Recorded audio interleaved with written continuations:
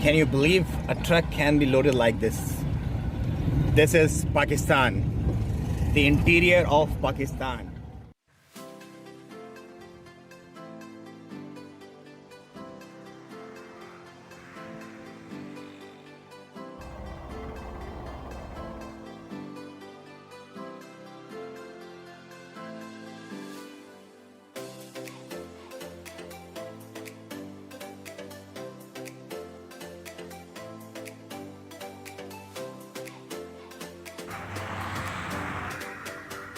Well, this is the interior of Pakistan. I'm roaming at the moment in the rural area of Pakistan. The beauty of this area is overloaded. The flowers behind me are giving the message to the world that Pakistan is a beautiful country. This is a rural area where people do this harvesting and all the crops. And this is the way they get their bread and butter.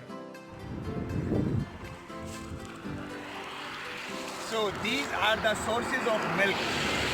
These all buffaloes, they are getting in their homes to get the milk, as well as they are producing the butter. After getting milk, they are producing the butter and ghee also from these same buffaloes.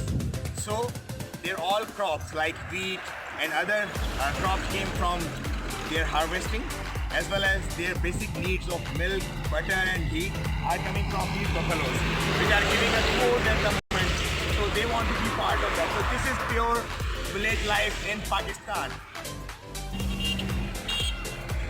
Hello. And this is how they are transporting their things. So this is the pure traditional, you can say, way of transportation in village. There are donkeys which are built, and you know how heavy they can fit. Like it could be around 3 to 4 tons, which these two donkeys are keeping in there. And this is the man